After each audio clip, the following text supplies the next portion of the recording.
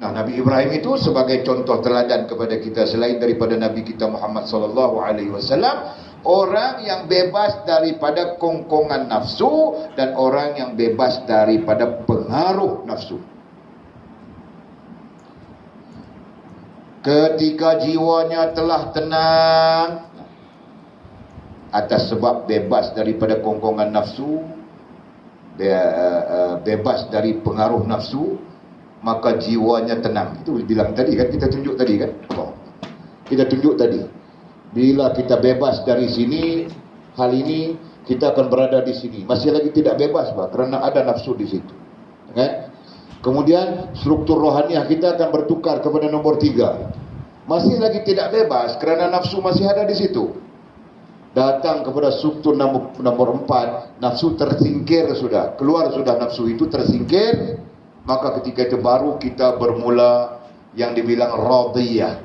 Nafsu kita sedikit meredai Allah Subhanahu wa taala dan meraih ketenangan di situ. Kerana tidak ada lagi hasutan, bisikan nafsu dan sebagainya. Dan akhirnya struktur yang keempat, tinggal hati saja kita dengan Allah. Maka di sini bah mutmainnah. Jelas kan? Dan kita sekurang-kurangnya dengan kita bersungguh-sungguh menundukkan nafsu kita, ini menyebabkan kita rusak. Tapi sekurang-kurangnya berubah dari sini ke sini, sini ke sini, dan sini ke sini sekurang-kurangnya. Dan yang terbaiknya adalah di sini, struktur yang kelima, kan? Jadi supaya apa? Supaya jiwanya tenang, supaya jiwa kita menjadi tenang. Tidak ada yang mendorong untuk kita memberontak, okay? Tidak ada yang mendorong untuk kita semakin rusak hubungan dengan Allah Subhanahu wa taala. Jelas ke sila? Sekarang banyak saja kan yang mendorong kita untuk rusak hubungan dengan Allah, kan? Adakah? Telefon lah, itulah, inilah. Kadang-kadang perasaan kita sendiri pun ada juga kan, rasa handsome lah, rasa dia macam Shah Rukh Khan lah, kan? Rasa dia macam Juhi Chawla lah. Rasa-rasa ini juga mendorong kita untuk rusak. Faham tak? Okey. Ketika jiwanya telah tenang, jiwanya Nabi Allah Ibrahim alaihissalam, jiwanya dhamirun mustatirun ilaih, balik kepada Nabi Ibrahim. Ketika jiwanya telah tenang, datanglah kepadanya berbagai jenis makhluk. Datanglah kepadanya berbagai jenis makhluk yang menawarkan bantuan dan pertolongan. Hal ini kita belajar sudah di dalam kitab Futhul Ghaib, kan? Apabila kita, hubungan kita dengan Allah Subhanahu wa taala bagus, baik, maka makhluk Allah yang lain memberi khidmat kepada kita. Belajar sudah di situ kan? Pak ini. Kenapa makhluk Allah SWT yang lain datang memberikan khidmat? Kerana kita adalah khalifah Allah Subhanahu wa taala di muka bumi. Manusia adalah khalifah Allah Subhanahu wa taala di atas muka bumi. Khalifah ada banyak tafsiran. Tapi salah satu tafsiran yang masyhur di kalangan para ulama tasawuf, para ahli adab adalah apa? Adalah wakil Allah Subhanahu wa taala di atas muka bumi ini. Itu di antara tafsir. Maksudnya Allah Subhanahu wa taala menjadikan kita sebagai manusia wakil, dan yang lain-lain perlu berkhidmat kepada kita. Paham tak? Sisi lain dibincangkan orang-orang makam wali dan sebagainya, kan? Tapi sisi umum, Allah Subhanahu wa taala menjadikan makhluk untuk berkhidmat kepada kita. Faham tak, Jul? Allah jadikan ayam untuk khidmat kepada kita, maka kau boleh makan ayam. Allah jadikan kambing untuk berkhidmat kepada kita, maka kita boleh makan kambing. Betul kan? Fido saja tidak makan kambing. Allah jadikan lembu untuk berkhidmat kepada kita manusia, maka kita boleh makan lembu. Allah jadikan semua apa? Daun-daunan, sayur-sayuran, kita bilang sayur-sayuran kan, untuk berkhidmat kepada kita, maka kita boleh makan sayur-sayuran. Begitulah hal-hal yang lain. Kita boleh dapat apa saja yang ada di atas muka dunia ini untuk kita gunakan, makan dan sebagainya. Betul, Jul? Faham? Kalau Allah SWT jadikan kambing itu boleh makan kita, paham, Jul? Jangan kambing, Mbak. Allah jadikan ayam itu boleh makan kita, walaupun tidak mau belah ayam, Mbak. Ku tembak hari-hari kasih mati. Kalau dia tidak mati, dia rancang mau makan kita saja, Jul. Paham tak? Hari-hari dia mesyuarat, Mbak, macam mana mau makan tokeku ini? Macam mana kita mau makan tokeku? Paham tak? Kenapa? Kerana Allah SWT menjadikan sekalian makhluk itu berkhidmat kepada kita. Jelas? Sampai-sampai malaikat pun berkhidmat kepada kita. Faham tak? Siapa yang mengangkat doamu? Para malaikat, Pak. Gitu kan? Ada hadis sahih tentang itu. Oh, para orang Wahabi bilang, oh kita terus dengan Allah. Kau siapa? Gitu pertanyaannya kan? Kau siapa untuk doa kau terus saja sampai kepada Allah? Allah Maha mendengar, ya. Allah Maha melihat, ya. Allah Maha menerima, ya. Tetapi kau siapa untuk doamu terus saja sampai kepada Allah Subhanahu wa taala? Begitu ukurannya kan? Kita perlu mengukur begitu kan? Itu tanda kita sedar diri. Nah, lihat-lihat kita penyamun sekerat, malaikat sekerat. Siangnya malaikat, malamnya hantu. Kan? Boleh paham ini? Dalam surau depan Walid malaikat, belakang Walid dalam pondok hantu. Jadi macam mana? Macam mana doa kita mau terus sampai kepada Allah SWT, meskipun Allah SWT itu Maha mendengar kan? Malaikat-malaikat ini merekomenkan doa-doa kita. Paham, Jul? Mereka juga berkhidmat kepada manusia. Allah mentakdirkan begitu. Jelaskan? Jadi seperti mana berlaku kepada Nabi Allah Ibrahim alaihissalam ketika jiwanya telah tenang. Kenapa tenang? Karena nafsunya tunduk menjadi rendah.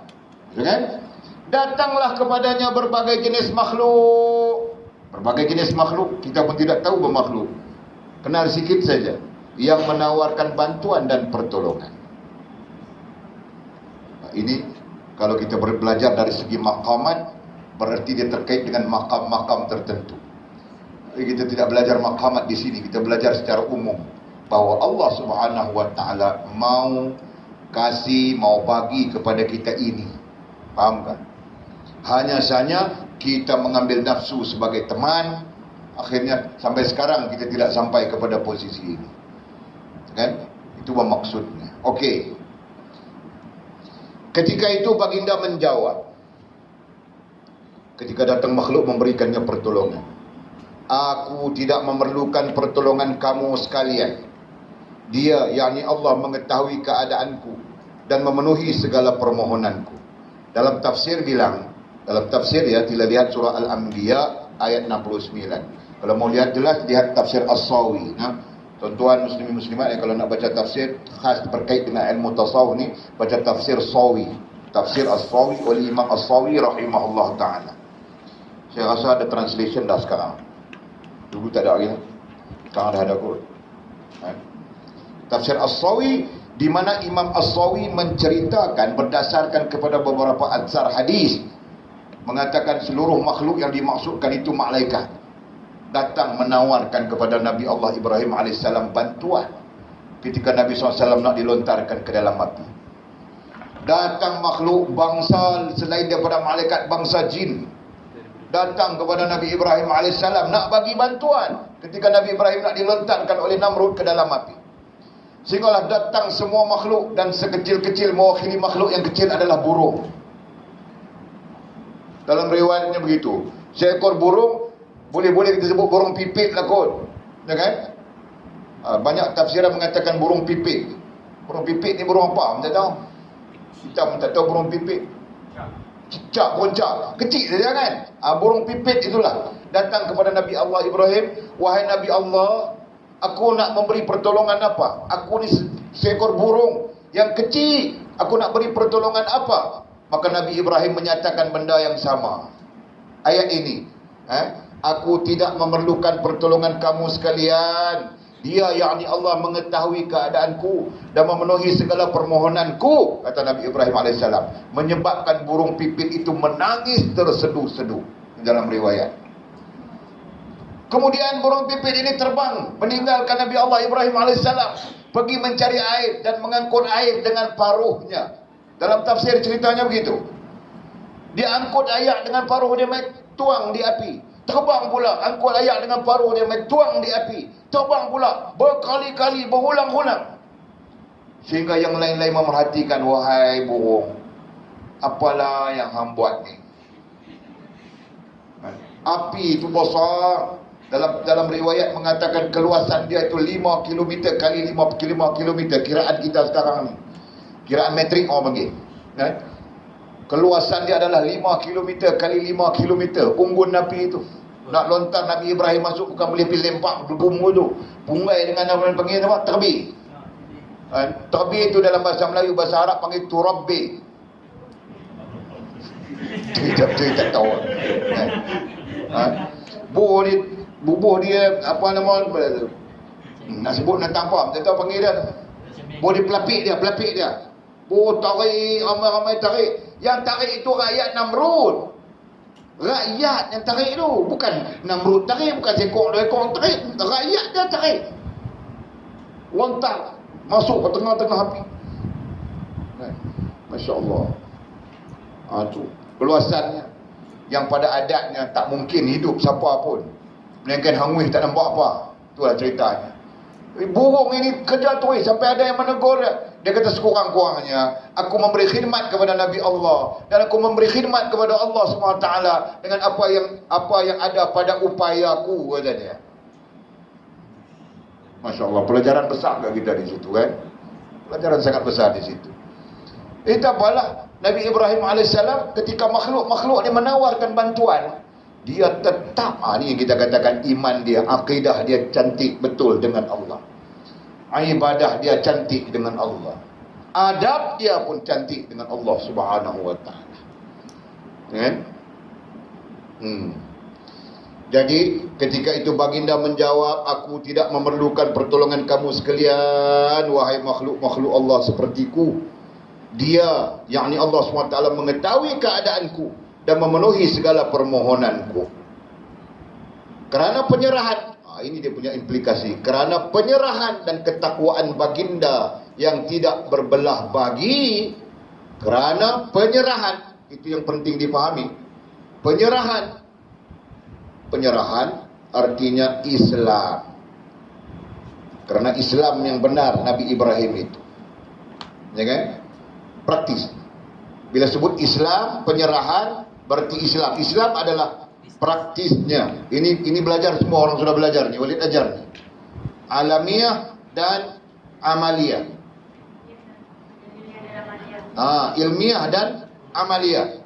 Ilmiahnya iman, Islam, ihsan.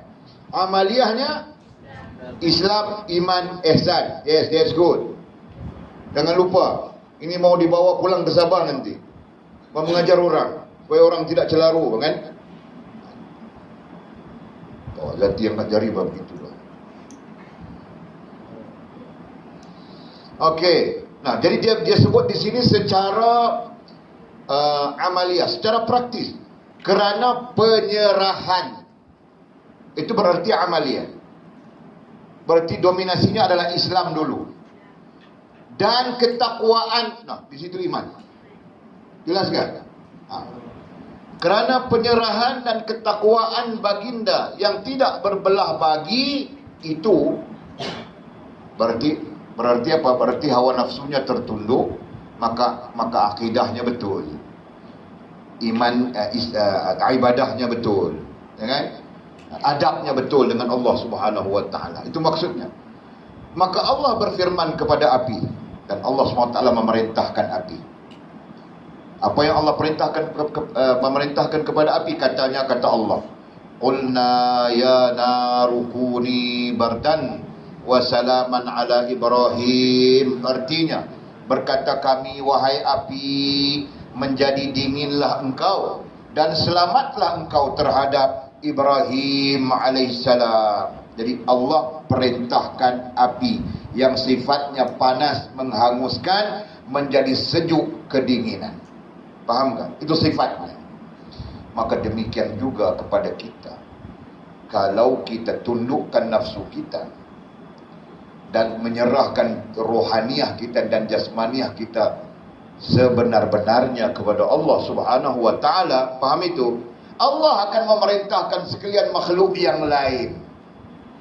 Faham tak? Seperti mana Allah memerintahkan api supaya memberi khidmatnya kepada Nabi Ibrahim alaihissalam, maka demikian juga kita, Allah akan memerintahkan makhluk-makhluk Allah yang lain supaya memberi khidmat kepada kita. Faham tak? Demikian maksudnya itu. Sekarang pun Allah Subhanahu wa taala perintahkan makhluk-makhluk lain beri khidmat, bagi khidmat kepada kita kan? Allah perintahkan nasi itu masak, beras itu masak menjadi nasi, betul kan? Maka kita nantinya makan nasi. Kalau Allah tidak perintahkan beras itu masak menjadi nasi, dia jadi beras terus, kau mau makan macam mana? Boleh faham tak? Kau jangan fikir semula jadi, bah. Fahaman mengatakan beras itu adalah hal semula jadi. Fahaman ini sesat, bah, dibincangkan oleh para ulama. Ada beberapa perkara yang kita tidak boleh sabitkan dengan semula jadi. Bukan ada beberapa perkara, banyak perkara yang kita tidak boleh sabitkan dengan semula jadi. Dan perkataan semula jadi itu jika mau disabitkan pun mesti disabitkan dengan fitrah. Bukan semula jadi pada makna tidak ada hubungan dengan Allah Subhanahu wa taala. Faham tak? Sekarang orang menggunakan istilah semula jadi seolah-olah tidak terkait dengan Allah Subhanahu wa taala. Oh, ini fenomena alam semula jadi. Jadi tidak ada campur tangan Allah seolah-olahnya di situ. Faham tak? Ini yang salah. Sebab itu para ulama bilang pada hakikatnya tidak ada yang semula jadi. Kalau begitu apa? Kalau begitu adalah kehendak dan izin Allah Subhanahu wa taala. Itu yang utama. Jadi tidak ada yang semula jadi. Semuanya dengan kehendak dan izin Allah. Jelas kan? Maka dengan kehendak dan izin Allah Subhanahu wa taala, api yang panas itu tidak dapat membakar Nabi Ibrahim. Tafsirannya, api memberi khidmat kepada Nabi Ibrahim dengan perintah Allah. Itu tafsirannya. Maka kiaskan, Allah Subhanahu wa taala boleh memerintahkan makhluknya yang lain memberi khidmat kepada orang-orang yang menyerah diri kepadanya dengan menundukkan hawa nafsu. Faham kan? Jadi mudah-mudahan, sebab itu kita jangan pelik. Manusia ini nantinya berada di posisi wali, kewalian, posisi sempurna hubungan dengan Allah. Maka Allah menganugerahkan kepada mereka karamah-karamah tertentu. Jangan kita pelik. Ya kan? Karena Allah memerintahkan. Jelas kan? Faham? Nanti kau faz, sempurna hubungan kau dengan Allah, kau berjaya tundukkan nafsu kau, maka Allah Subhanahu wa taala akan perintahkan alam semesta ini berkhidmat kepada kau.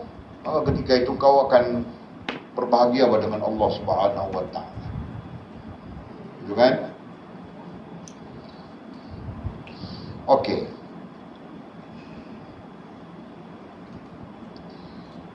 Allah memberi pertolongan kepada orang yang sabar bersamanya di dunia tanpa batas.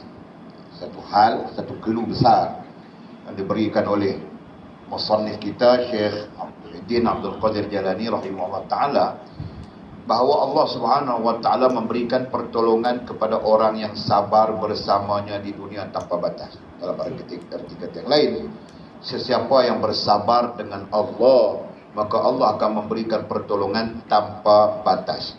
Poin penting di situ adalah sabar bersamanya. Apa maksud sabar bersamanya?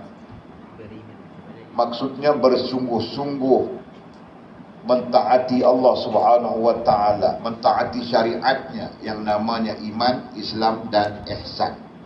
Jadi sabar di situ, sabar bersamanya di situ maksudnya adalah bersungguh-sungguh menjalani iman, Islam dan ihsan. Itu makna bersamanya. Tiada beza ya, bersamanya dan bersamamu. Tidak sama Ini bersamanya. Jadi Allah memberi pertolongan kepada orang yang sabar bersamanya di dunia tanpa batas. Dalilnya ada di bawah. Nanti kita baca. Allah memberikan pertolongan. Kita perlukan pertolongan Allah Subhanahu wa taala. Dalam keadaan apapun, dalam situasi apapun, kita perlukan pertolongan Allah. Untuk apa? Supaya kita dapat melalui proses untuk sempurna iman, sempurna Islam, sempurna ihsan. Kita perlukan pertolongan Allah. Dan pertolongan Allah SWT yang kita perlu itu dalam bentuk kesabaran. Kita selalu tewas kerana tidak sabar. Gitu kan? Mau beriman, mau jadi wali terus saja. Hari ini mengaji, besok mau jadi wali sudah. 2 hari kemudian jadi hantu semula, Pak. Jadi perlukan kepada kesungguhan di situ kan? Kau sungguh-sungguh memahami, mempelajari dan memahami iman. Kau sungguh-sungguh mempelajari dan memahami Islam. Kau sungguh-sungguh mempelajari dan memahami ihsan. Artinya kau sungguh-sungguh mempelajari akidah, sungguh-sungguh mempelajari ibadah dan melakukannya, sungguh-sungguh mempelajari adab dan melaksanakannya. Itu maksudnya. Hal ini Allah sebut di dalam Quran, walladzina jahadu fina lanahdiyannahum subulana wa innallaha lama'al muhsinin. Sesiapa yang mau kepada kami, siapa yang hendak kepada kami, siapa yang mahukan Allah, siapa yang mau Allah Ta'ala terimanya, ikut tafsir, siapa yang mau Allah menerimanya di dunia dan di akhirat. Walladzina jahadu fina lanahdiyannahum subulana, nescaya kami tunjukkan kepada mereka jalan. Ini berarti Allah akan menolong kita dengan menunjukkan kepada kita jalan. Nah, jalan apa yang ditunjukkan oleh Allah? 9 sifat rohaniah, itu jalan. Sebagian ulama bilang begitu. 9 sifat rohaniah itu jalan. Atau 4 jalan yang kita tulis.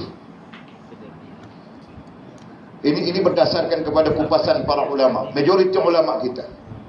Ini jalannya. Ilmu, sedar diri, Allah terima diri, sempurna hubungan dengan Allah SWT. Ini adalah bentuk jalan yang Allah akan tolong.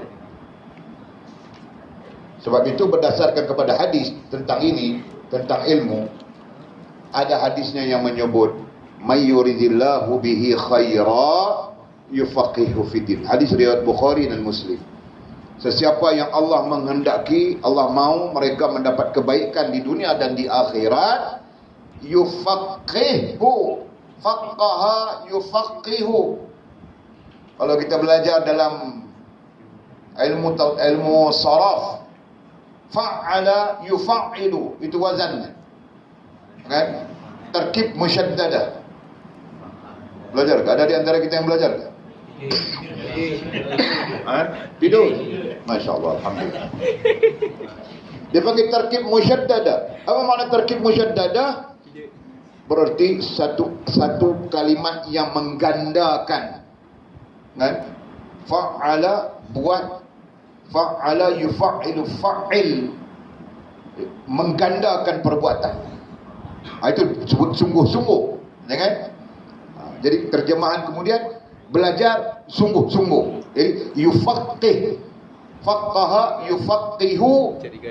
Sesiapa yang Allah SWT menghendaki mereka mendapat kebaikan di dunia dan di akhirat, yufaqihu fiddin, nescaya mereka akan sungguh-sungguh memahami agama. Itu di antara tafsiran, di antara maksud hadis. Sungguh-sungguh memahami agama. Itu keterkaitan dengan ilmu yang kita sebutkan tadi. Jelas kan? Ini ilmu tidak mau jadi wali saja. Sesat sudah kan? Okey. Allah memberi pertolongan kepada orang yang sabar bersamanya di dunia tanpa batas. Di dunia tanpa batas, berarti tanpa batas di situ tanpa had. Kan? Allah boleh memberikan pertolongannya, begitu kan? Jadi tidak ada batasan. Sebagian ulama menafsirkan ayat ini, memberi syarah kepada ayat ini, tanpa batas artinya tanpa apa bilangnya? Tanpa ada, bukan, tanpa ada had, tanpa ada had. Bilang begitu. Jadi Allah SWT boleh bagi, kan? Tidak ada had ini maksudnya bukan dari segi benda. Tidak ada had di sini maksudnya dari segi mau kemana, mau bawa kemana kita. Jadi Allah boleh mengangkat kita daripada awam terus-terus saja kepada salihin, boleh? Faham tak? Begitu. Itu maksud tiada had. Hantu, dia hantu. Tapi tiba-tiba Allah angkat dia menjadi orang soleh. Faham tak? Itu maksud tiada had. Jadi ada dalam sejarah kewalian orang yang hantu, tapi Allah angkat dia kemudian menjadi wali Allah. Siapa? Tahu kamu orang? Sari As-Saqati.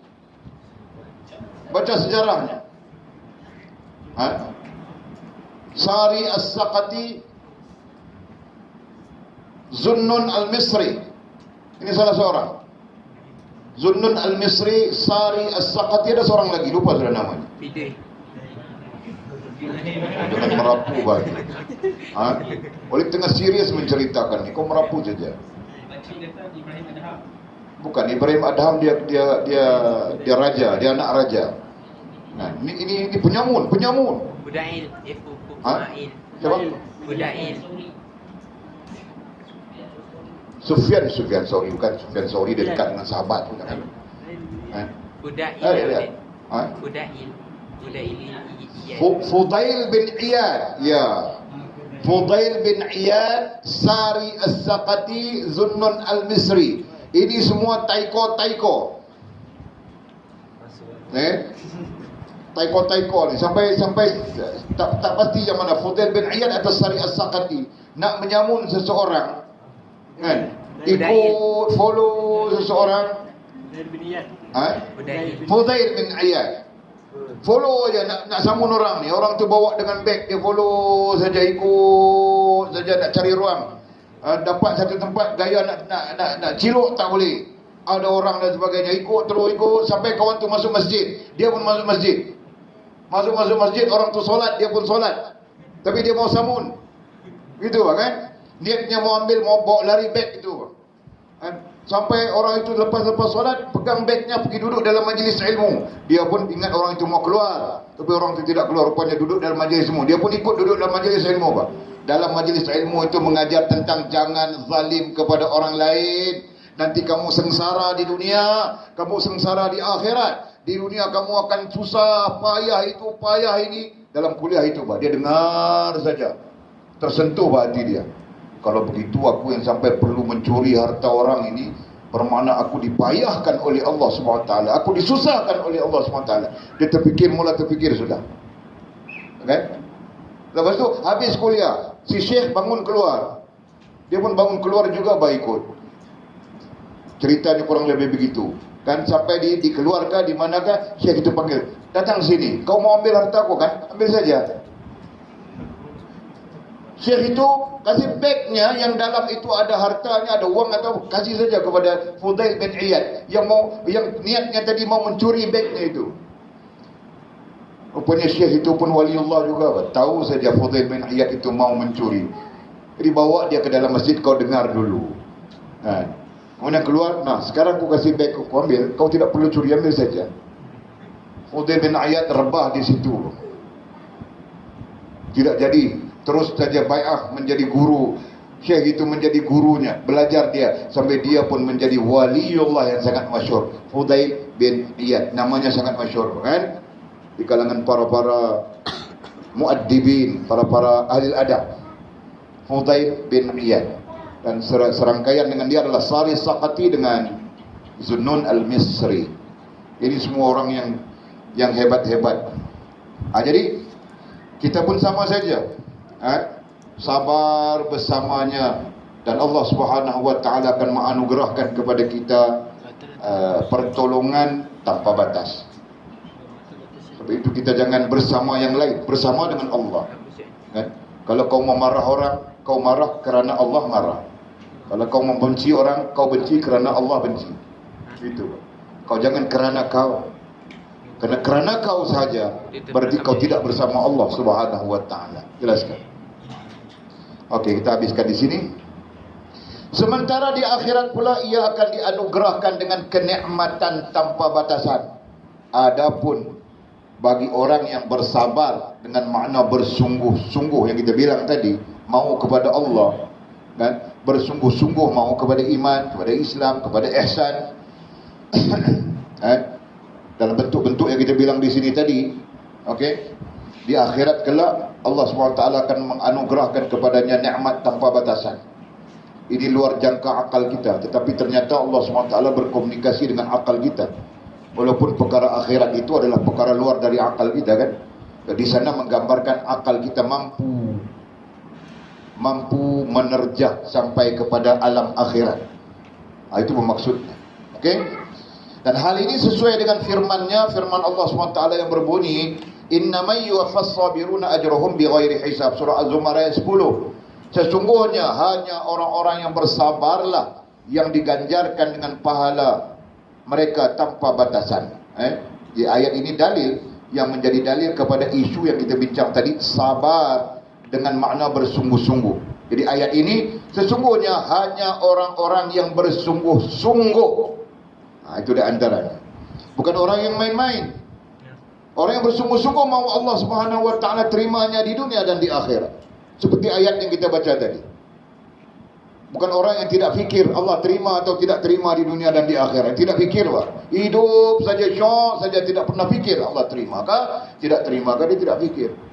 Jadi kita orang yang berfikir. Maka orang yang berfikir tentang Allah menerimanya di dunia dan di akhirat, maka bersungguh-sungguh dia agar mendapat, kita bilang sudah di sini, kan? Bersungguh-sungguh dia supaya diterima oleh Allah, dirinya diterima oleh Allah. Bersungguh-sungguh dia. Itu maksudnya.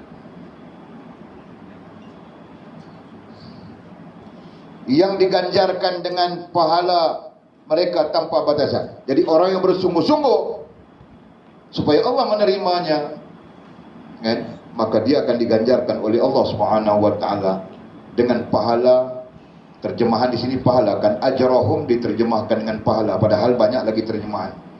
Ajrahum ada yang menerjemahkan dengan barakah. Ajrun azim. Ajrun azim, barakah yang besar, diterjemahkan begitu. Jadi ajrun antaranya adalah barakah yang besar. Jadi kalau perkataan barakah itu kita guna pakai, bermaksud jika kita bersungguh-sungguh, maka Allah melimpahkan kepada kita barakah tanpa batas. Jelas kan? Kita berhenti di situ. Allah a'lamu bisawabihi atau kama qala. Ada soalan kan?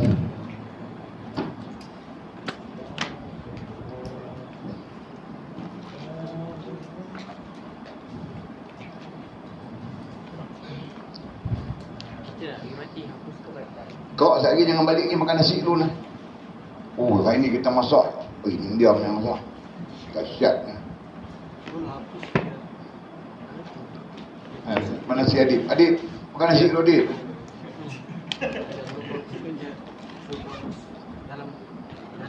Ya, okey. Ada soalan apa soalan kau? Iblis itu secara definisinya makhluk yang dimurkai.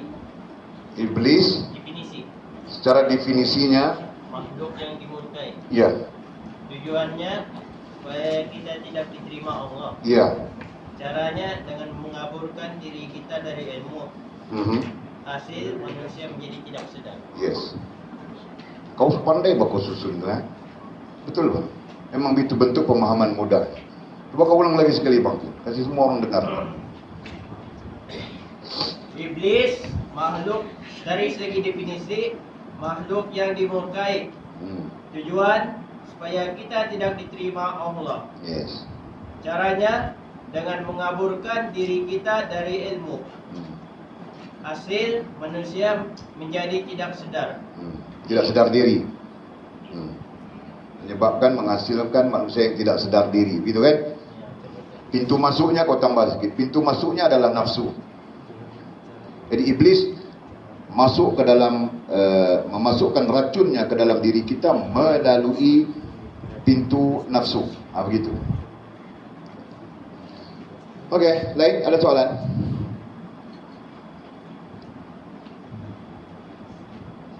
Siapa? Ya, mana ni?